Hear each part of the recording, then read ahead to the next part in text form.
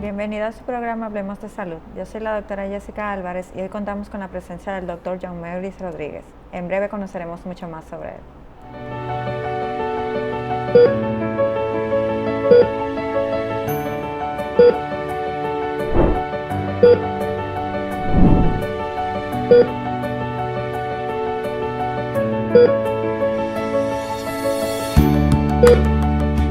¿Te has detenido a evaluar el tipo de diálogo que tienes contigo? Mi nombre es Cristal Santana, psicóloga clínica, y en estos 5 minutos de salud mental te invito a revisar tu diálogo interno.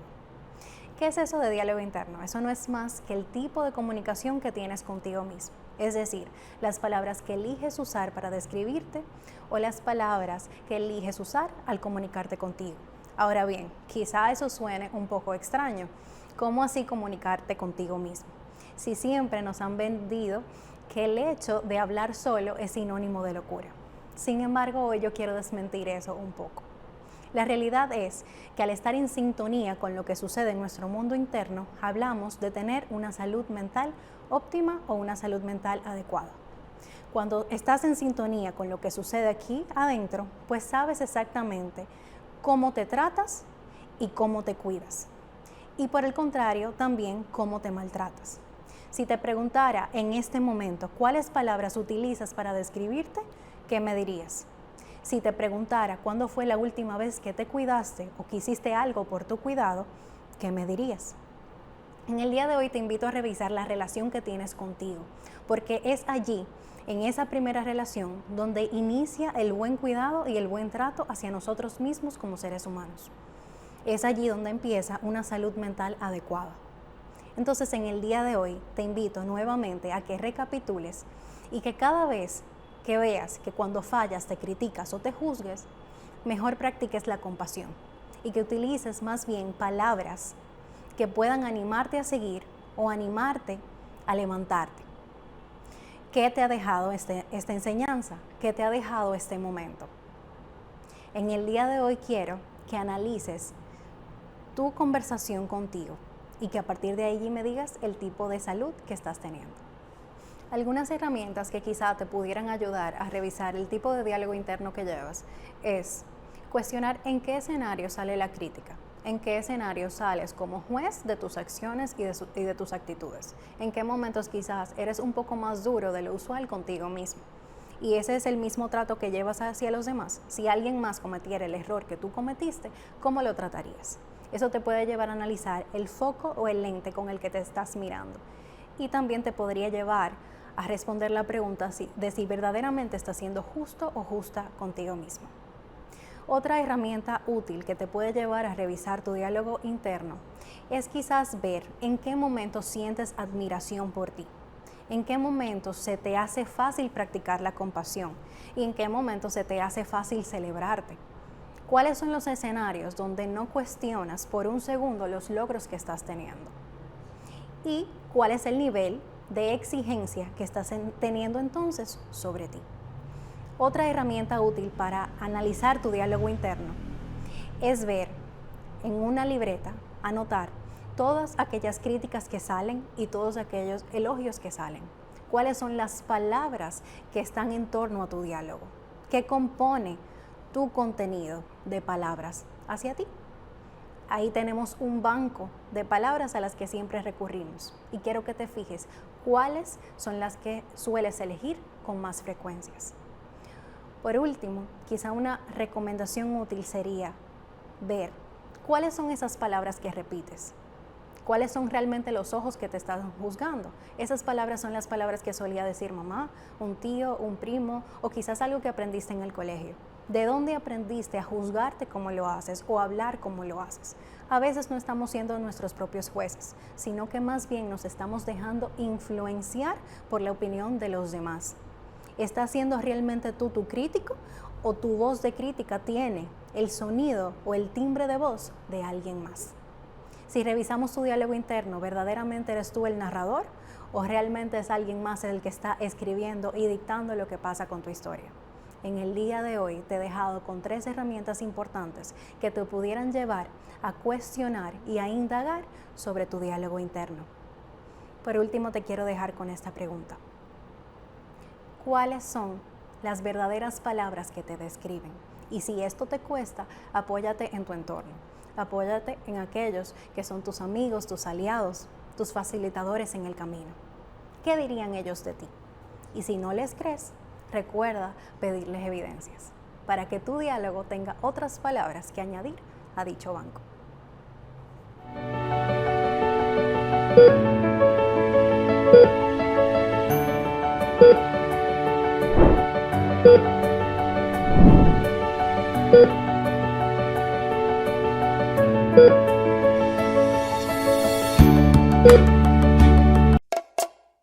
¿Y tú?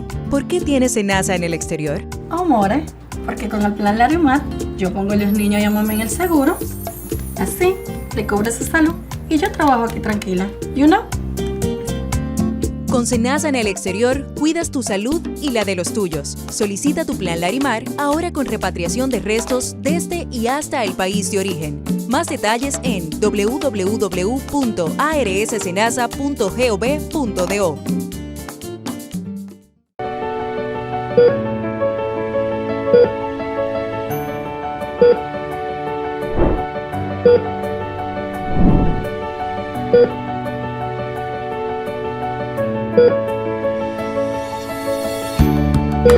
Como dije anteriormente, contamos con la presencia del doctor Jean-Marie Rodríguez, quien es ginecobstetra y oncólogo. Doctor, muchísimas gracias por haber venido hoy a nuestro programa. Gracias a usted por la invitación, verdaderamente un placer de estar aquí en el día de hoy.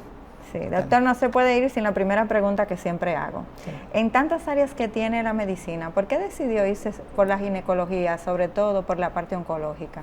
Bueno, verdaderamente la parte de la ginecología hay un arraigo familiar, ya de por sí mi padre es ginecólogo y es algo en lo cual me he venido desempeñando durante mucho tiempo, aparte de que es un área muy vulnerable, realmente estamos hablando de 2 vidas aquí que realmente necesitan una atención especial, no porque sea una población descuidada ni nada por el estilo, sino porque realmente hay que brindarle un cuidado más preciso y es algo que siempre me ha apasionado. Ya con respecto a la oncología, realmente fue una pasión que me surgió en el transcurso de mi desarrollo como ginecólogo. Al hacer las distintas rotaciones, vi aquí nuevamente una población que realmente necesitaba una asistencia especial, unos cuidados que van más allá de lo físico, de lo médico, sino también de lo emocional, y realmente me sentí muy apasionado durante el transcurso de la carrera. Perfecto. Doctor, vamos a hablar de un tema que en verdad en las últimas semanas ha sonado muchísimo, el desgarro genital. ¿Por qué pudiera producirse un desgarro genital? Bueno, tal y como tú dices, es un tema que está muy en boga a raíz de las distintas noticias que hemos tenido, lamentables y desafortunadas todas. Pero los desgarros genitales pueden ocasionarse por muchas razones. Tenemos causas que están asociadas al embarazo, que se pueden conocer como causas obstétricas, y tenemos causas no asociadas al embarazo, que son causas ginecológicas. Dentro de las causas obstétricas, el parto, un parto que vaya muy rápido, un parto que haya sido en casa sin la asistencia de un médico, un bebé muy grande, por ejemplo, muchas condiciones que pudieran predisponer a un desgarro obstétrico, que quizás no es la parte que más ha impactado a la sociedad. Desde el punto de vista de lo que son los desgarros ginecológicos, que son quizás los más frecuentes, pues sí tenemos otras razones que tomamos en cuenta la edad, tomamos en cuenta el momento de la relación sexual, hay que tomar en cuenta la posibilidad de una agresión, de un sexo no consensuado, de una relación sexual forzosa, de una instrumentación, de hacer algún objeto extraño que se haya utilizado. Son muchos factores los que pudieran predisponer a esto. ¿Qué tan común es que le suceda un desgarro a una mujer en dado caso? Son infrecuentes los desgarros, de manera general son infrecuentes, o al menos los desgarros que pudieran comprometer la vida de la paciente. Entiendo. Y nosotros valoramos mucho el momento o la edad de la paciente para tomar en cuenta cuál es la posibilidad.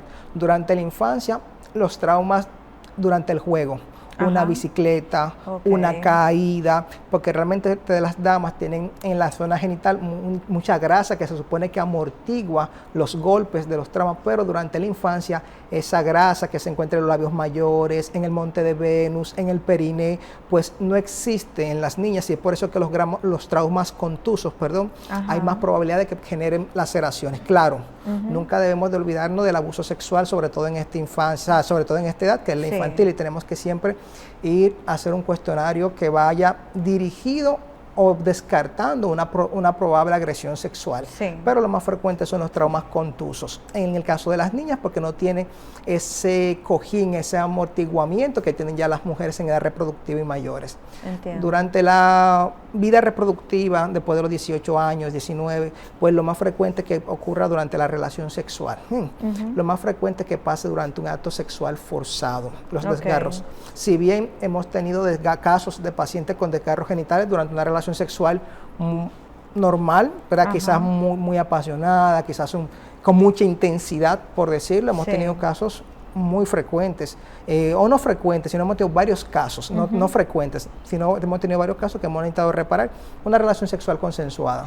Pero lo más frecuente es que ocurra en una paciente adulta durante un acto sexual forzado.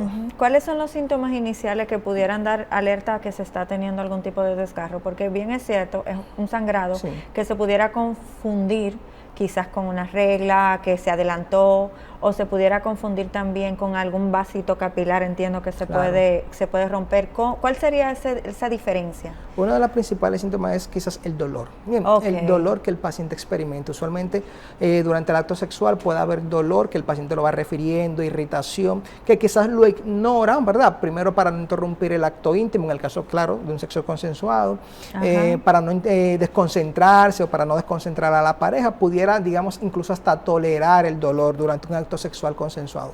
Pero el síntoma más cardinal quizás es el dolor. Este dolor puede ir acompañado de un sangrado que puede ser discreto o puede ser muy abundante.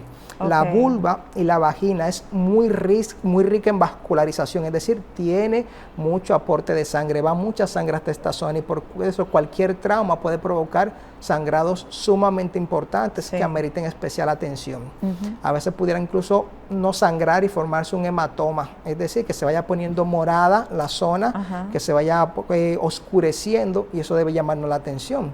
Pero aparte del sangrado, del dolor, también hinchazón de la zona es uno de los síntomas importantes que incluso, que todos los médicos deberíamos de observar. Los desgarros a nivel de vagina son los que más suelen esconderse, porque cuando se va a inspeccionar la vagina, al ser un conducto con muchos pliegues, que es largo, debe hacerse una inspección muy minuciosa para uno evaluar de dónde provendría ese sangrado, esa incomodidad. Eso justo le iba a preguntar, que generalmente cuáles son las zonas más afectadas en la vagina cuando hay un desgarro, porque me imagino que se presentan en diferentes escenarios dentro de... Tenemos dos áreas que son críticas al momento de evaluar un desgarro vaginal.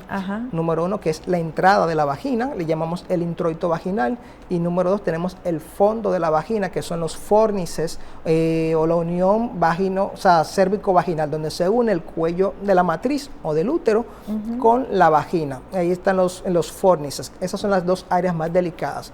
Afuera, porque verdad, es donde pudiera aparecer la resistencia de la vagina, o de la mujer a la penetración o cualquier acto forzoso. Entonces aquí pueden haber desgarros, sobre todo en la zona 3 del reloj, si evaluamos la vagina como si fuera una mica de un reloj, en la área 3 y quizás en la área 9, pero en toda esa zona que se extiende desde la zona 3 hasta la área 9 del reloj, son las zonas que más observamos, aunque cabe destacar que desde el punto de vista legal no ha habido como un estudio que nos permita decir, mira, este trauma fue por agresión o este trauma fue por un sexo consensuado. No hay un estudio que te pueda decir, mira, fidedignamente esto fue por un sexo consensuado o esto fue por trauma. Es decir, que si hubo un desgarro en vagina, es difícil a ciencia cierta decir esto fue por una agresión sexual, obligatoriamente. Y posteriormente, en el fondo de la vagina, pues ocurren otros desgarros que son a nivel de los fórnices y son los que más suelen sangrar y los de más difícil evaluación porque están muy profundos usualmente en la vagina.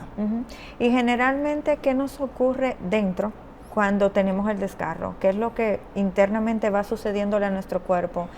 ¿Hay un golpe? ¿Hay una apertura? Sí. ¿Qué sucede?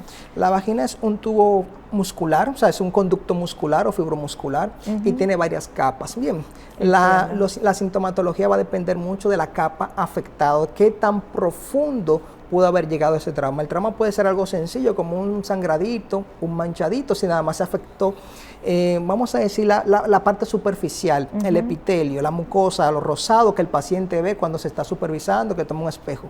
Pero pudiera llegar más profundo. Debajo de ese epitelio hay una grasa, ¿verdad? Un tejido conectivo. Más debajo está el músculo y todavía más debajo están pues estructuras como del aparato digestivo, el ano y demás. Y va a depender qué tan profundo llegó a la zona. En un desgarro, digamos, superficial, grado 1 o grado 2, pues pudiéramos tener simple sangrado y dolor. Pero en casos más severos pudiéramos tener incluso fístulas, es decir, comunicaciones del intestino con la vagina y ver incluso liberación de material fecal, si hubo agresión de los intestinos, o liberación de orina si hubo agresión de la vejiga. Pero lo más típico es el sangrado y el dolor. Es un sangrado post-relación sexual que le llamamos post-coital. Ese es el signo cardinal acompañado del dolor. Sí, usted me ha hablado de varios grados de desgarro. ¿Cuántos grados existen y cómo se diferencia el uno del otro? Claro, son 4 grados de desgarro. Tenemos el grado 1, el 2, el 3 y el 4. El grado 1 es una afectación superficial. Vamos a compararlo con un aruñón en la piel, bien, para que quizá el público pueda entender. El grado 2 me llegaría hasta la grasa que está por debajo de la mucosa vaginal o del periné, que puede haber un desgarro perineal grado 2. El grado 3 ya me ha afectado el músculo, bien, que incluye el esfínter del ano, es decir, ese músculo circular que permite contraer y relajar el ano durante la evacuación, por así decirlo. Y ya está el grado 4 que llega hasta el ano, es decir, que abre el ano. Estos desgarros necesitan una especial atención por ginecólogos experimentados en la reparación del ano, porque eventualmente pudiera haber escapadas de esas fecales hacia la vagina, que se conoce como una fístula rectovaginal, por ejemplo. Y esto pudiera suceder de parte al revés, porque sabemos que tenemos una población que tiene quizás una apertura más amplia en la sexualidad y no solamente utilizarían la vagina. ¿Pudiera suceder en caso al revés utilizando la parte del ano? Claro que sí, pudiera ocasionar. De hecho, hemos tenido casos de pacientes que durante el acto sexual han podido hacer relaciones sexuales anales. Realmente nuestra sexualidad está muy abierta. Por eso le pregunto. Y hay muchas alternativas sexuales. Cuando hay sexo anal también pudieran haber desgarros. Desde el punto de vista de la sexualidad, se habla de que sí, el sexo anal, que puede ser placentero y todo más. Desde el punto de vista de funcionalidad, el ano no está diseñado para el sexo anal como tal. Claro, desde el punto de vista de sexualidad, se impulsa, se habla como va, pero desde el punto de vista de la funcionalidad, no, porque no hay una lubricación adecuada, natural de esta zona y por ende pueden ser frecuentes los desgarros. Sí, y en esta parte, me imagino que entra la parte donde tenemos una gran influencia de bacterias que pudieran traspasar y dañar. Totalmente, esto es correcto y de hecho es una de las razones por la cual nunca se recomienda penetración de ano a vagina, por la gran cantidad de bacterias. Y de hecho, eso es parte de lo que te comentaba de por qué debemos de tener especial cuidado, porque pueden haber incluso infecciones, es cierto, porque al haber tantas bacterias en el ano puede haber infección. Y de hecho, este tema de la lubricación también impacta en la mujer mayor después de la menopausia, un desgarro vaginal. Paciente menopáusica que todavía desea continuar una vida sexual activa, es una paciente que usualmente necesita una atención especial, ya sea terapia hormonal sustitutiva, ya sea hormonas locales en la vagina para mantener la vagina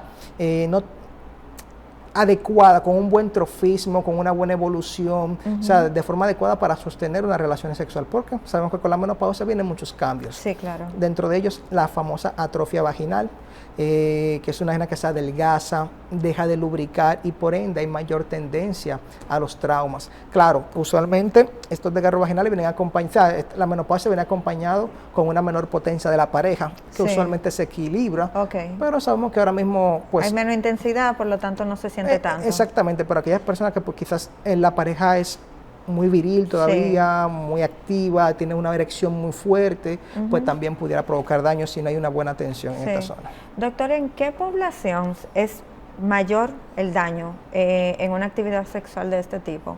Porque a veces pensamos, niñas, adolescentes, quizás no tienen la madurez y por eso el desgarro puede ser más significativo que en una persona ya en una edad adulta temprana. Sí, definitivamente en la niña hay una mayor impacto negativo cuando ocurren estos desgarros. Primero porque es una zona que no está totalmente desarrollada desde el punto de vista anatómico y funcional. Falta grasa, falta grosor de la zona, de las distintas capas de la vagina, pero también pues hay una mayor posibilidad de que cuando haya un trauma contuso o punzante, pues me pueda afectar otros órganos que están por debajo en la zona, intestino, vejiga, ano. Entonces, en la población infantil es donde hay un mayor impacto. Sí. Pero igual el segundo grupo, pues, es quizás el paciente envejeciente, que también pudiera. Hemos tenido casos que se han comentado mucho en las noticias de agresión sexual a ancianos, 90 años. Claro. Son casos muy penosos, pero igual son pacientes que tienen muchos traumas en su genital y que necesitan especial atención. La población que quizás tiene más frecuencia, más probabilidad de desgarro porque tiene más relaciones sexuales es la población adulta, pero es una vagina que está preparada usualmente, o un perine que está preparado para resistir estos traumas, y por eso no los vemos tanto, porque aún en relaciones sexuales muy intensas, muy apasionadas, quizás no van a aparecer estos desgarros porque la vagina está diseñada para soportar estos traumas, para soportar la relación sexual, pero en esa población infantil y envejeciente hay un mayor impacto. Doctor, ¿y el desgarro es única y exclusivamente de las mujeres o le puede suceder a los hombres? No, también le puede suceder a los hombres. Realmente, como ya sabemos, hay muchas prácticas sexuales alternativas, no necesariamente del punto de vista de la homosexualidad o cualquier, dentro de la misma heterosexualidad pueden haber hábitos. Sí, vamos a decirle hábitos o alternativas, pero también dentro del margen quizás de puede haber desgarros a nivel del ano y del periné, de la zona perineal, porque cuando hablamos de desgarro también puede haber del periné igual, traumas o relaciones sexuales forzadas o una relación sexual consensuada. Porque en el caso del hombre que decide tener relaciones sexuales a través del ano, por ejemplo, igual tiene que saber que es una zona que necesita lubricación externa. Cualquier lubricante diseñado para relación sexual, porque la zona no tiene una lubricación natural y por ende una mayor predisposición a desgarros por fricción. Entiendo. Ahora yo le voy a preguntar poniendo diferentes escenarios. Tengo una niña montando bicicleta y veo que está sangrando. ¿Qué debo hacer como padre en ese momento? Bueno, el primer paso es evidentemente llevarle a una consulta ginecológica, a una consulta o emergencia, porque quizás en la alarma, ¿verdad? El padre se va a angustiar, se va a preocupar. Ir a emergencia. ¿Por qué? Porque si bien puede ser un sangradito que va a parar incluso solo, pero pudiera ser un sangrado muy abundante y que difícil de corregir si no se asiste a tiempo. Entonces, llevar al paciente a una emergencia. Aquí, pues, el ginecólogo o el pediatra, bien, va a depender de quién reciba el paciente, pues va a evaluar a la niña. Bien, dentro de esto vamos a ver si hay algún trauma a nivel himeneal, el himen, bien, que es ese estructura anatómica que define si una niña ha tenido o no penetración en teoría, bien, porque tenemos muchas variantes de ímenes. Entonces, en ese sentido, una evaluación ginecológica adecuada para ver cuál sería la magnitud de este desgarro, ver si necesita alguna evaluación quirúrgica y claro, siempre que se pueda en los niños es bueno hacerlo bajo anestesia, porque el niño siempre está muy ansioso, está incómodo, quizás no entiende del todo lo que está pasando. ¿Qué pasa si yo como madre me descuido y dejo pasar el sangrado y no llevo al médico a la niña? Una de las cosas más frecuentes que puede pasar es el hematoma. Bien, es decir, que a la niña se le genera un hematoma. ¿Y qué pasa? Que en el infante estos hematomas suelen progresar y suelen seguir avanzando. Digamos en el periné, vulva, por ejemplo, un labio mayor que se traumatice, ese hematoma va a seguir creciendo hasta que se llene el espacio del labio mayor. Eso genera un dolor increíble. Sí para. En algunos pacientes hemos tenido casos que pueden disecar, es decir, seguir avanzando, afectar nalgas, muslos y seguir avanzando. Bien, eso le llamamos hematomas disecantes. La mayoría no disecan, pero puede pasar. En el caso de que no se lleve al médico, puede incluso hasta desangrarse la paciente y entrar a un shock hipovolémico, que es una de las tantas teorías que se ventila respecto a la situación que ha pasado. Justo íbamos a ir para esta parte. Ya estamos hablando de adolescentes. Sabemos que tenemos una población adolescente que lastimosamente temprano comienza una actividad sexual.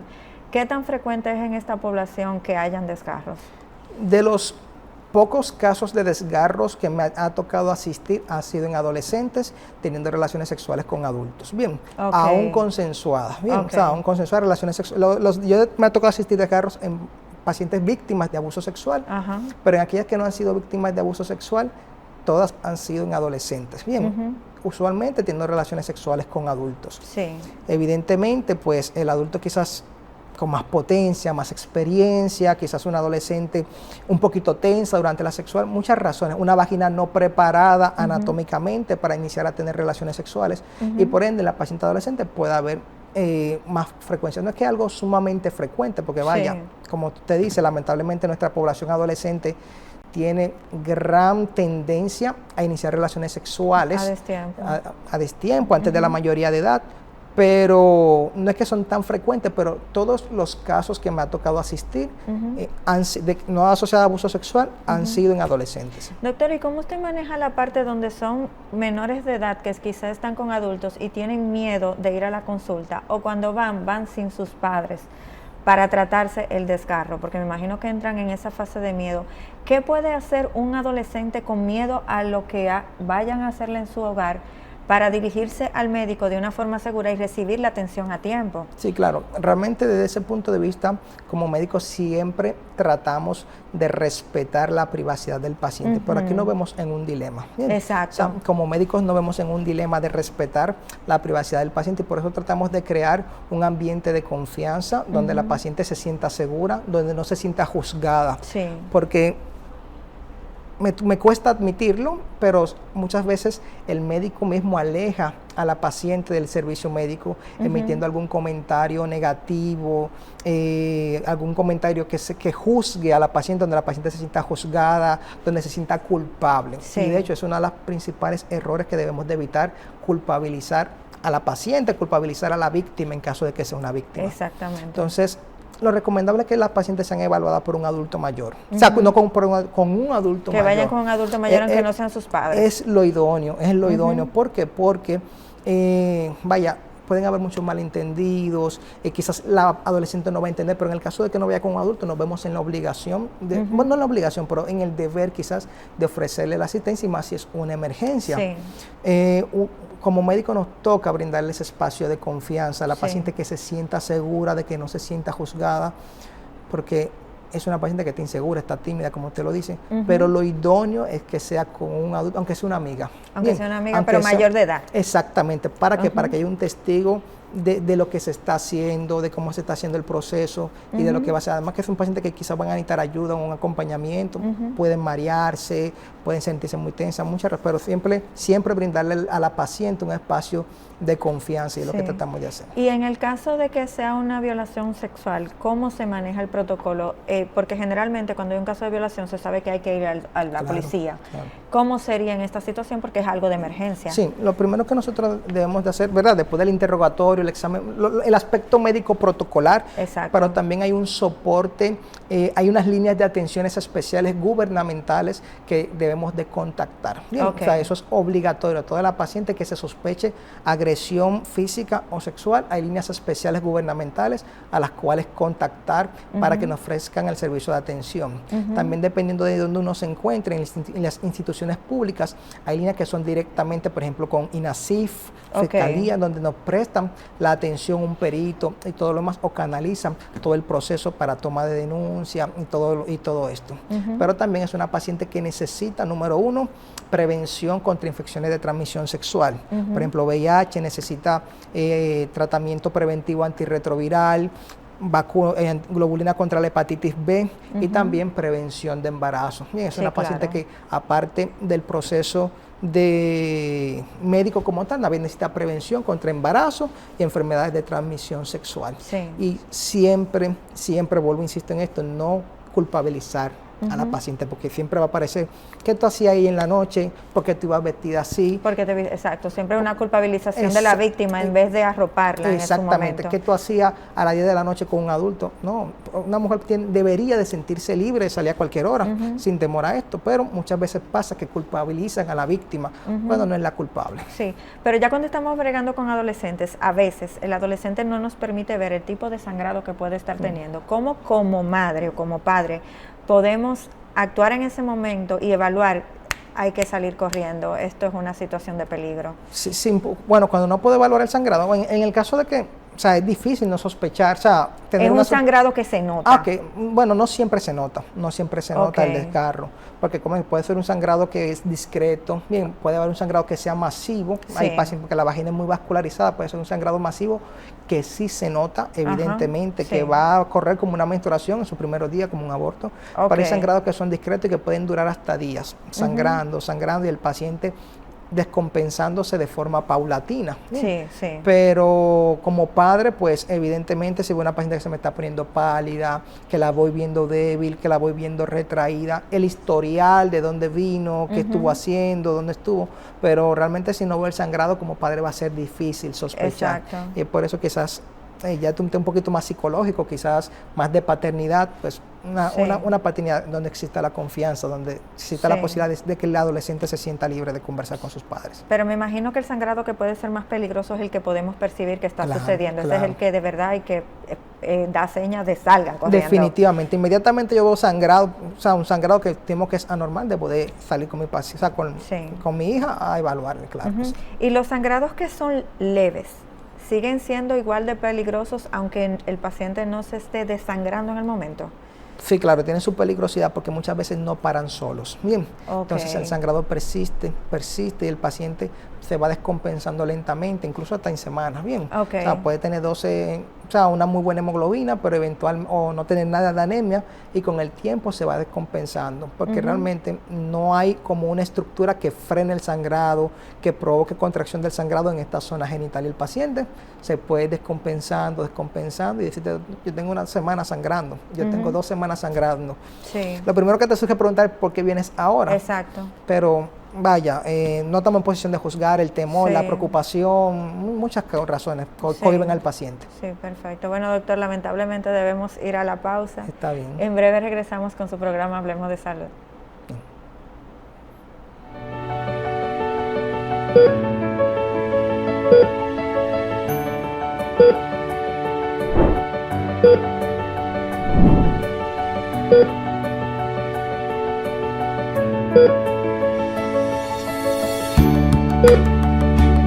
Las cosas buenas se comparten. Por eso, te informamos que a partir del próximo 10 de enero, Parquéate Bien será ampliado para abarcar más calles del Polígono Central en busca de lograr mayor descongestionamiento vehicular. Implementaremos Parquéate Bien en el sector Naco y contamos con tu apoyo para lograr vías más transitables. Colabora por una ciudad en orden y una mejor convivencia. Parquéate Bien.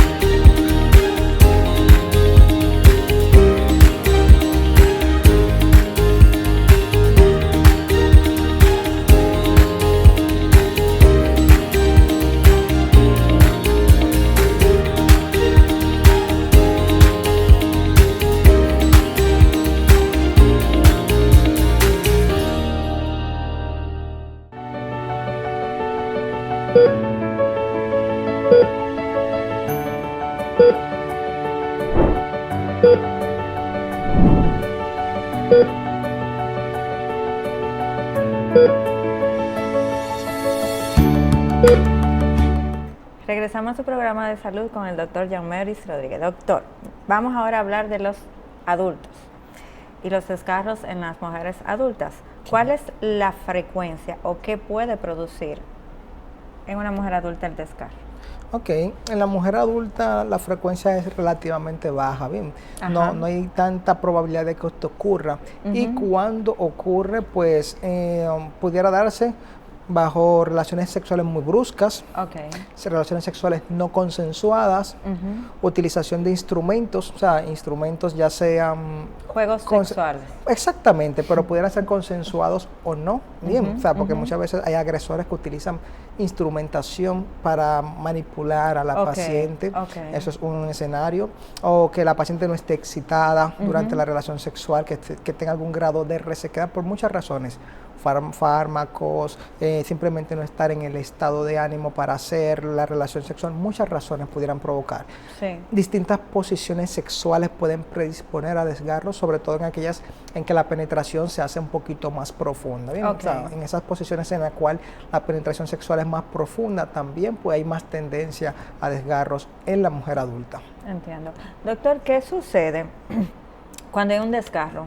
Luego ya de que vamos al médico, ¿cuál sería el protocolo, cuál sería el tratamiento del desgarro? Ok, la evaluación va a depender primero de qué tan cooperadora pueda ser la paciente, qué tanto dolor tenga el paciente. Ajá. Y también de qué tanto sea el sangrado en el caso de que existiese un sangrado. En el caso de que la paciente coopere, que no tenga un dolor incapacitante, pues pudiéramos hacer una evaluación con la paciente despierta en consulta o en el área de evaluación para tratar de identificar de dónde proviene este desgarro y el compromiso de estructuras aledañas al desgarro. En el caso de que haya mucho dolor o que sea un sangrado que me impida la observación adecuada del campo quirúrgico de la zona afectada, pues debo de llevar a mi paciente a quirófano para hacer una evaluación con el paciente sedado, bien, con el paciente bajo anestesia, que pudiera ser general, el paciente dormido, o pudiera ser regional, o sea, que solamente anestesia, pues la región comprometida. Sí. No, tranquilo. Okay. Después que nosotros ya evaluamos la zona, pues procedemos a ver si necesita reparación o no. No todos los desgarros van a necesitar reparación, no van a necesitar sutura, no todos, pero hay una gran cantidad de que sí, que van a necesitar una reparación, y nuevamente aquí se necesita un ginecólogo experimentado en estas reparaciones, porque primero la vagina, al decirte, tiene capas, y al tener capas muchas veces necesitamos repararla por planos, no todo de un solo tirón, porque entonces pudieran crearse, le llamamos espacios muertos, que son como bolsillos que se forman entre una capa y otra, que pudieran provocarme colección de sangre acá. Y esto empeorar el pronóstico del paciente. Doctor, ¿un desgarro se pudiera confundir con una menstruación quizás en algún momento muy grande o con un aborto? Sí, definitivamente pudieran confundirse con una menstruación, claro. Aquí entra nuevamente el historial de la paciente, su fecha de última regla, la periodicidad de la regla, por ejemplo, y también, claro, pudiera confundirse con un aborto, pero nuevamente la historia clínica juega un rol fundamental. Una prueba de embarazo sencilla, claro, todo médico que evalúa una paciente sexualmente activa que está sangrando necesita una prueba de embarazo sí o sí. Eso es protocolar, claro. Si yo identifico la lesión, de dónde está viniendo el sangrado, bueno, puede ser que esto caiga en un segundo plano, pero siempre sangrado transvaginal, paciente sexualmente activa, y más si no está planificándose, y aún si lo estuviese, una prueba de embarazo junto con un hemograma para ver condición hemática, si hay anemia o no, y número 2, descartar la posibilidad de un embarazo, porque hasta un embarazo ectópico pudiera ser. Sí. Doctor, ¿y se ha visto una situación donde quizás a una mujer que ya esté en gestación tenga un desgarro?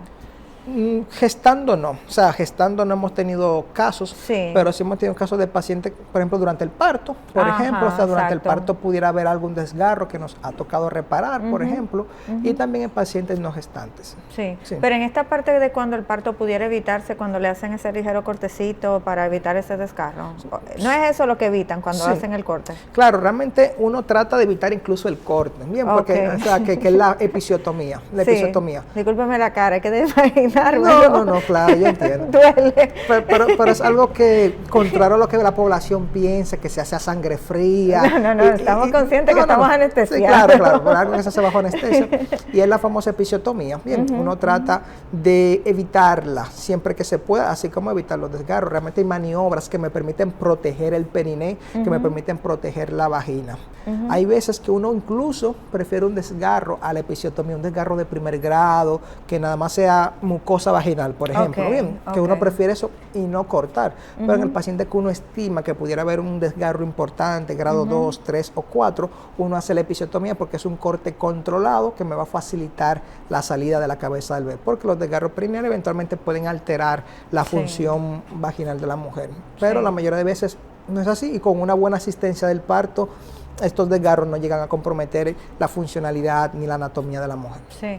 Doctor, en el peor de los escenarios de un desgarro, ¿qué pudiera sucederle a una paciente? Hablo de si pudiera llegar a perder órganos, si hubiera si sería necesario que tal vez en el futuro no, digo, si fuera necesario no, tal vez en el futuro no pudiera tener hijos y se pudieran ver todos estos escenarios comprometidos. Sí, claro que sí, realmente hay evidencia de desgarros y casos de desgarro que han sido muy importantes, en el cual se ha penetrado la vagina y se ha llegado a lesión intestinal, es decir, que el trauma traspasa la vagina y traspasa el intestino.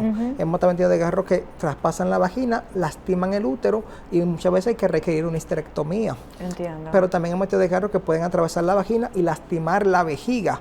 E incluso si no se identifica esa lesión, pues pueden haber fístulas que son uno de los casos más difíciles a nivel de uroginecología, porque las fístulas que comunican vejiga con vagina, es decir, que los pipí salen a través de la vagina, o que comunican vagina con intestino, que las heces fecales salen a través de la vagina, son de muy difícil reparación, y la calidad de la vida de la paciente, vaya, imagínese usted una liberación de desecho, pipí o heces fecales, de forma espontánea, ¿cómo va a comprometer la calidad de vida del paciente? Claro, y esto tiene un procedimiento quirúrgico que puede regresar la paciente a la normalidad, o casi siempre se termina teniendo secuelas.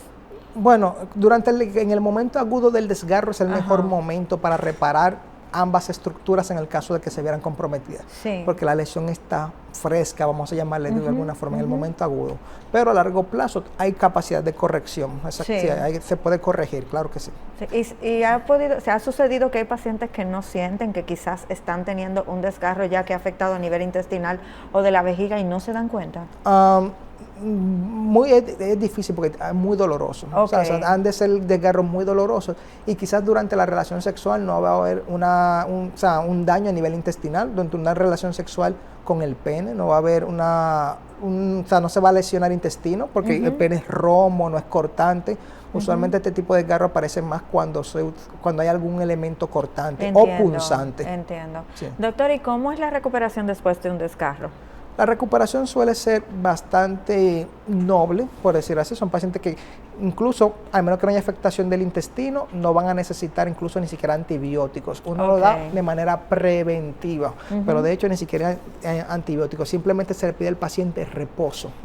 Reposo de actividades que comprometan mucho el suelo pélvico, que aumenten la presión abdominal, ¿verdad? Porque esto se puede traducir en presión sobre la vagina y voladura de la sutura, o sea, que se pierda la sutura que uno dio, los puntos, para que la población pueda entender, pero también no tener relaciones sexuales durante el tiempo recomendado por el médico, y seguimiento cada 2 semanas, cada 7 días, dependiendo de la magnitud del desgarro. Si hay lesión vesical, es decir, de la vejiga, pudiera meritar una sonda durante cierta cantidad de tiempo, que puede ser de 2 semanas a 21 días, dependiendo de la recomendación y de la lesión.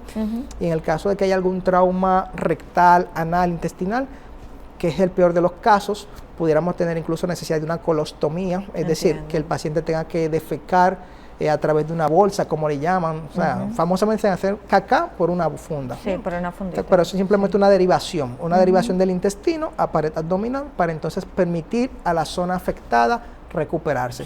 Es un caso muy extraño, pero se está documentado.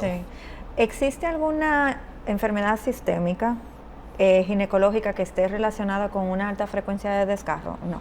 No, quizás las condiciones que de por sí provoquen resequedad de la zona genital, pero realmente no hay una enfermedad per se que me pueda predisponer.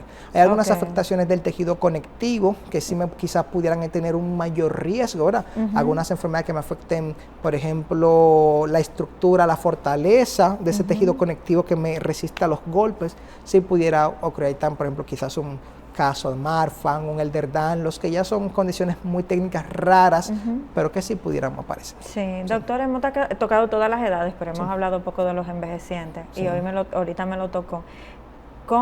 Sabemos los diferentes escenarios en que una mujer ya en la menopausia le puede suceder los desgarros.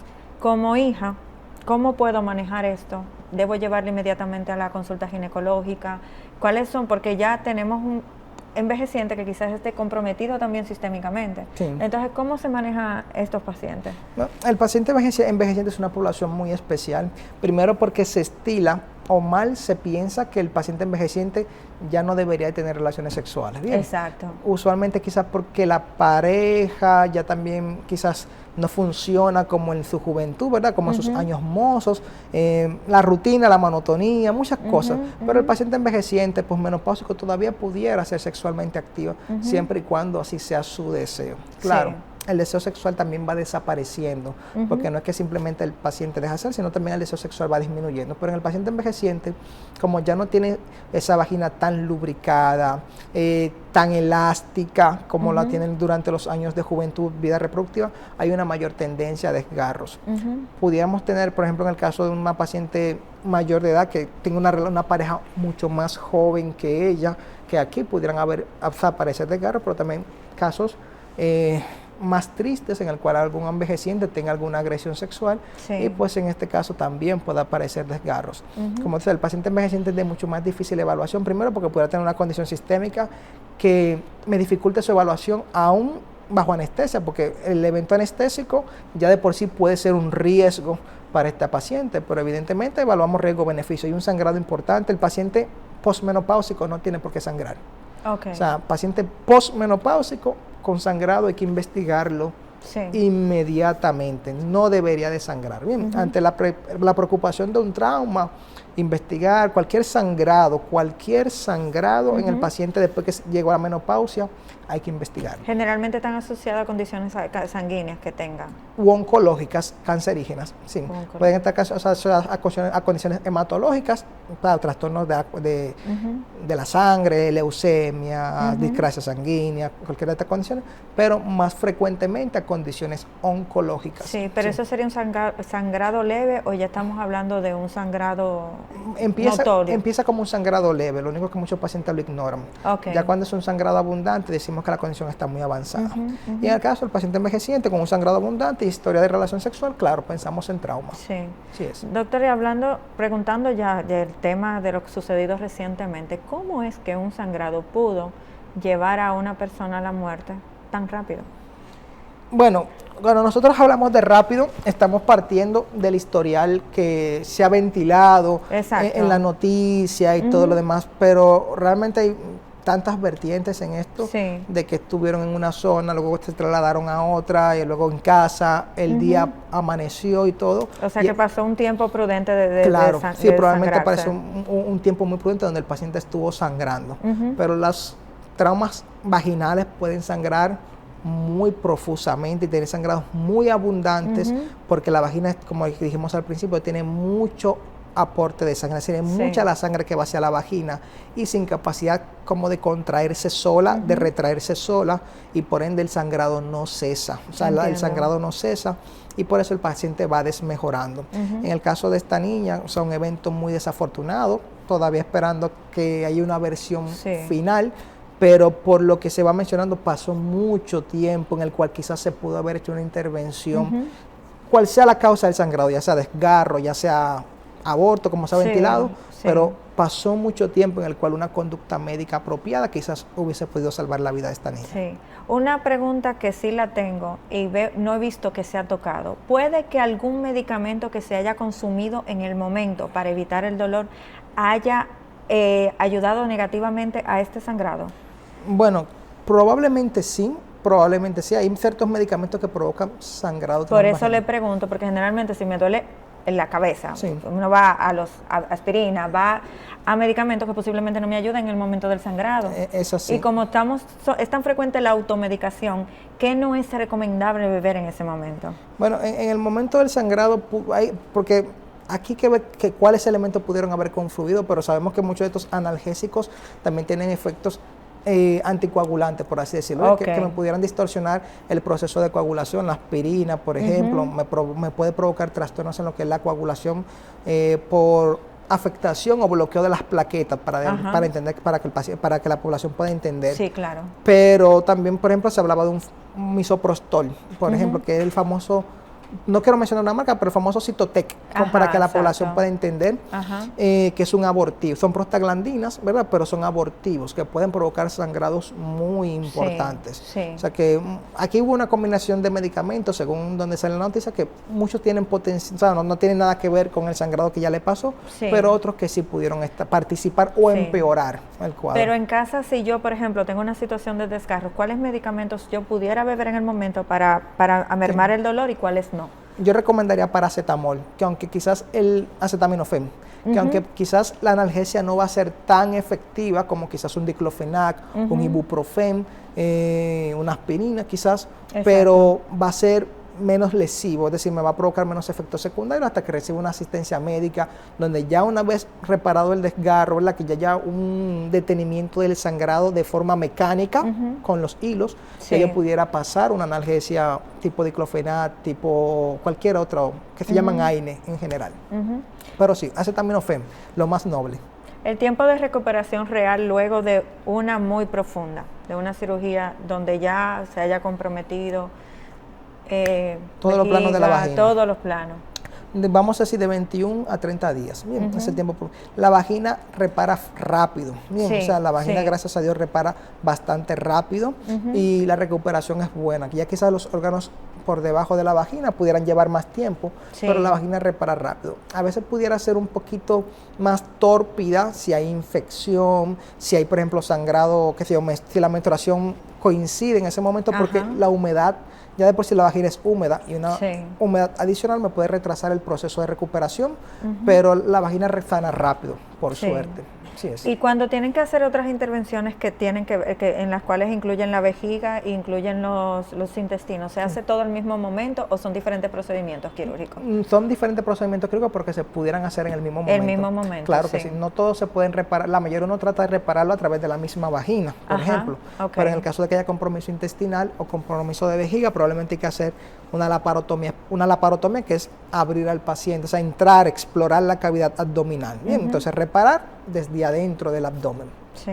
Doctor, lamentablemente se nos ha acabado el tiempo. Si alguien de la población decide contactarlo, ¿dónde pudiera conseguirlo? Bueno, redes sociales, teléfono, todo lo que tenga. Bueno, a nivel de las redes sociales yo estoy como Dr. Rodríguez Pilar. Yo también laboro en el Centro Médico Elohim, en el Centro Médico Antillano, y nuestro teléfono 829-355-2618. ¿Algún mensaje que le quiera dejar a la población respecto a este tema? Una asistencia oportuna, realmente una asistencia oportuna a nivel ginecológico es importante, o un médico para cualquier situación, porque una asistencia oportuna quizás pudo haber evitado esto. Y claro, algo que ya sabemos como adultos todos, la confianza con nuestros niños, tanto restringirla como abrírsela, bien, porque hay que, o sea, muchos elementos, quizás no ser muy estrictos con nuestros adolescentes en el sentido de ten confianza, conversa conmigo, pero también de ciertas conductas poder tener un ojo visor sobre nuestros adolescentes. Bueno, doctor, muchísimas gracias por haber venido. La verdad que este tema ha sido bastante interesante. Esto ha sido todo por hoy. Se despide de la doctora Jessica Álvarez y hasta un próximo encuentro.